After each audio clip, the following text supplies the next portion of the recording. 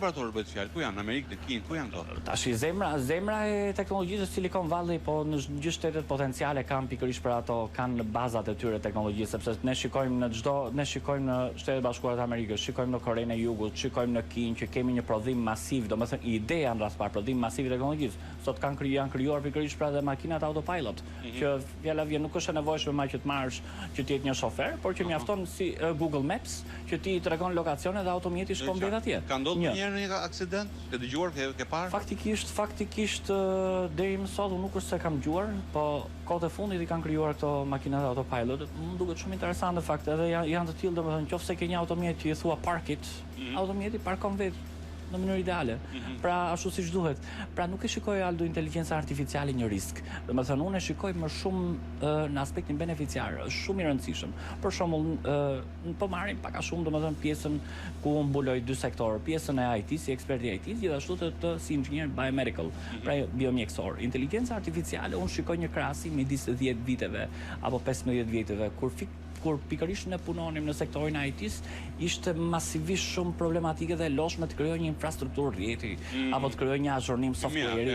Sot janë gjitha të gatshme. Pra që do të thotë pikërisht pra inteligjenca artificiale po na lehton punën, por njëkohësisht po ndikon dhe pak në disa aspekte negative. Është ulja e numrit punonjësve. Se sot për shembull fjala vjen çon do të letë marrim krahasimin e dy industrive të automobilave. Para 15 vjetësh apo 20 vjetësh dhe sot para 10-15 vjetësh në industrinë automobile për shembull apo elektronika apo aparaturave e të tjera, gjëra gjatë se po i flasim në këtë formë. Kishte një staf shumë të madh punonjësish dhe produktiviteti mujor ishte shumë i ulët. Që do thotë pikërisht pra mund prodhoshin 20 automobila. Sot ti ke një staf shumë të vogël punonjësish. Kush janë këto punonjës?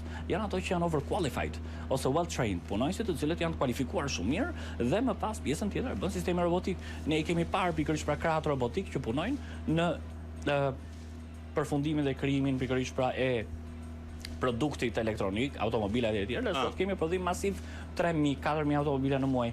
Çfarë do thotë kjo? Kjo do thotë që është më shumë aspekt beneficiar për sistemin kapitalist që jetoj.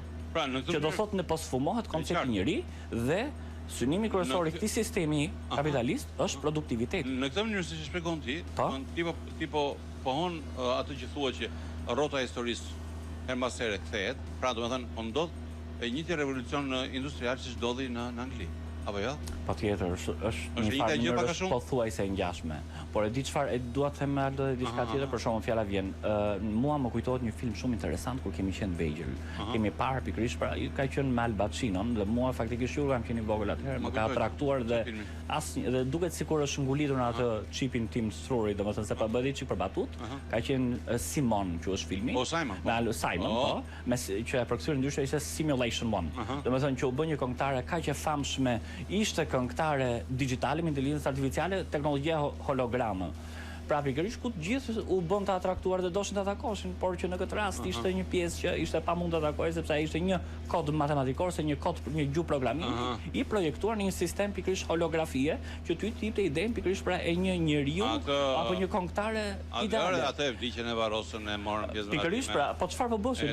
Po vdisnin po varrosnin pikërisht pra një kod kompjuterik. Një tjetër gjë, ne nuk duhet të harrojmë. Shumë fantastike dhe kjo ka qenë pikërisht kjo ka ngelur në memorien time, domethënë është një memorie e përjetshme. Ne edhe prindërit tanë janë arritur me 20.000 lekë në det. Një tjetër gjë që unë desha udhtim në qendër tokës, Zhirvernin. Pra, okay, duket epokë e gurit, por në atë kohë mos harroj që edhe diçka tjetër që do thoja për shembull Aldo, fjala vjen sot, inteligjenca artificiale në botën që jetojmë po zhvillohet aq shumë sa që edhe po krijohet edhe domethënë po promovohet shumë turizmi kozmik. Kemi parë Elon Musk, atë Jeff Bezos që dërgoi ato disa vajza domethënë jashtë hapësirës kozmike, thjesht për të bërë pikërisht pra një tur për të parë tokën nga atmosfera, por që shikojmë që edhe Elon Musk projekton ideon edhe çuditshme që do na çojë dhe në Mars. Hajde, domethënë çfarë bëhet të po krijon facilitete, domethënë që të jenë të adaptueshme apo të përshtatshme pikërisht pra në kushtet. Po pikërisht pra kjo është e çuditshme. Ka diçka këtu. Se di çfarë ndodh Aldo? Edhe mua më çudit, sepse këto krijojnë, për shembull është identik si ajo që Hollywoodi krijon, ku e dinim ne që do krijoshin robotët humanoid, identik të ngjashëm me njeriu, si kemi tash një Aldo humanoid këtu apo një Armand humanoid. Imagjino çfarë bëhet. Mendoj që janë bërë, domethënë klonim digjital. Po. Inteligjenca artificiale për shembull ka hyrë dhe është aplikuar në fushën e medias. Kemi dëgjuar avatarët që janë krijuar etj. Dhe çdo njeri deri diku në një farë mënyrë në aspektin surfaqësor po e shikon pak veten të rrezikuar. Vetëm se kjo inteligjencë artificiale, e cila po përdoret gjithësisht, nuk po them për udhëtime të Mars apo për këto të NASA-s apo domethënë qëllimet e NASA-s. Jo, s'po them për ta. Po them për popullsinë. Çfarë po ndodh? Me avancimin e zhvillimin inteligjencës sigurisht. Këta po quaj laboratorë, se unë se di se ekzistojnë, Silicon Valley. Inteligjenca artificiale, Aldo, dua të përmend diçka, për shembull, fjala vjen që ta kemi më konkret 3-4 pika ku është aspekti beneficiar. Për shembull, në aspektin shëndetësor, para shumë vitesh njerëzit ose sëmundjet kardiovaskulare dhe kardiopulmonare po sfumonin popullsinë, domethënë e themi shqip problemet me zemrën, sëmundjet e zemrës, kurse sot me anë të teknologjisë inteligjencë artificiale e aplikuar në bioteknologji dhe në farmaceutik, është krijuar që kjo sëmundje domethënë të trajtohet, që do të thotë pikërisht pra të gjihet zgjidhja për shembull i sëmundjeve kardiovaskulare me anë të valvulave, me anë të disa aparaturave, domethënë pacemaker, elektrokardiograma, ne i themi në trajt përgjithshme. Edhe ilaçet kanë shtuar gjatësinë për atë. Tjetër që në fakultet sot për shembull apllikimi ai në sektorin shëndetësor, në sektorin arsimor është më ndryshe, e kanë bërë pikërisht pra mësimdhënien më didaktike, domethënë por një operacion bëhet më saktë çdo gjë. Patjetër edhe për një e çuditshme është pikërisht pra që edhe koha rehabilitimit pacientit kur realizohet me kirurgun robotik është e shpejtë se pacienti për shembull mund të hyjë në kirurgji sot dhe del sot, mund të hyjë sot ose mund dalë nesër. Kjo është ana e mirë. Kjo është ana e mirë. Po, absolutisht. Pse nuk përmendet ana e keqe dhe rrezikshme? Është përmendur Aldo. Inteligjenca artificiale sigurisht, sepse gjithmonë ne shikojmë, ne mundohemi të prekim pikërisht për aspektet pozitive të diçkaje. Për shembull, inteligjenca artificiale ka disa side efekte kryesore që ne mund t'i përmendim pak a shumë. Gjëja e parë, për shembull, është tek introvertizmi. Sot pikërisht pra ne jetojmë në një botë shumë të ftohtë, ku shoku i më i ngushtë është bërë shoku digjital, po e them në trajt batute. Për çdo pyetje shkon ChatGPT, unë faktikisht përdor një aplikacion shumë interesant, Copilot, që është edhe me voice, po në English, sepse gjuha angleze ka më shumë që janë krijuar, janë zhurduar software-t edhe mua më kanë ndihmuar jashtëmase. Për çdo pyetje që gjej aty. Por kush është problemi këtyre? Për shembull i qytetarëve sot që shpesh herë tenton që të tekalojnë limitin duke kërkuar edhe zgjidhje shëndetësore nga doktor Google i famshëm, apo doktor ChatGPT apo. Erman, ky është problemi më i madh. Që do të thotë, ti je në këtë aspekt sepse ti merresh me këtë punë. Ti i këtij zanati. Po, edhe ky është zanati yt. Po. Por çfarë po ndodh? Bota po prodhon në mas diktatorë të vegjël. Duke nisë që nga të menaxhuar. Jo, diktatorë të vegjël. Duke nisë që nga fëmija 3 vjeç, me celularin dorë, dhe deri tek mua dhe tek ty, që unë mendoj që presion gati është brez që unë nuk të them do ty qepe gojën, se ti fyesh apo reagon keq, ndërsa inteligjenca artificiale i themon qepe gojën dhe fik. Jo, ka diçka Aldo, sot ke shumë të drejti, po nuk është dhe kështu fiks. Se ti kur i thua inteligjenca artificiale jam çuditur. Bota po prodhon diktator pa e kuptuar, ose në plan. Inteligjenca artificiale nga zhurnimi i software-ve janë bërë shumë interesante, kur i thua për shembull Aldo qepe gojën, ajo ta kthen edhe me një farë mirësjellje, domethënë një adaptiviteti. Po nuk është ndërveprim i dashur, nuk është ndërveprim i cili mua më frenon apo më nxit.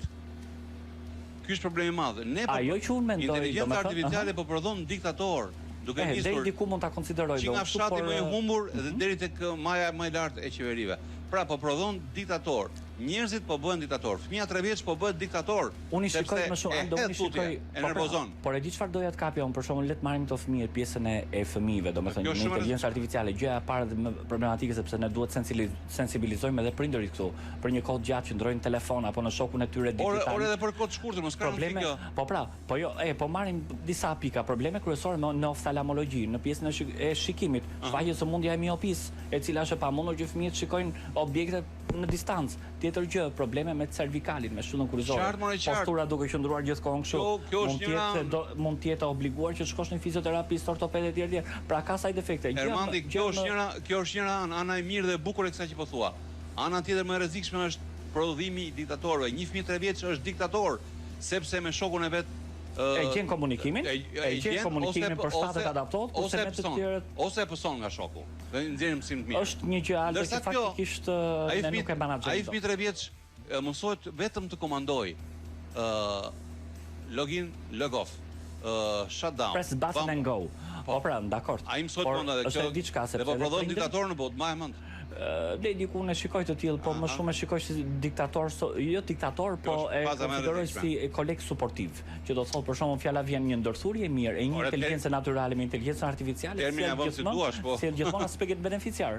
Për shembull, fjala vjen, unë nuk mund ta krahasoj, për shembull, ja un kam Aldo përballë këtu një moderator shumë i mirë. Nuk mund të krahasoj pikërisht pra pozicionimin e një Aldo ai tash që të bëj pyetjet, sepse po ta shikosh inteligjenca artificiale i mungon emocioni, mungon ndjenja, është si puna asaj që flet në një farë mënyrë kush e ndjek, kurse pra aplikimi ai në media, që ishin krijuar avatar të ndryshëm apo dhe humanoid që mund të jenë aplikuar.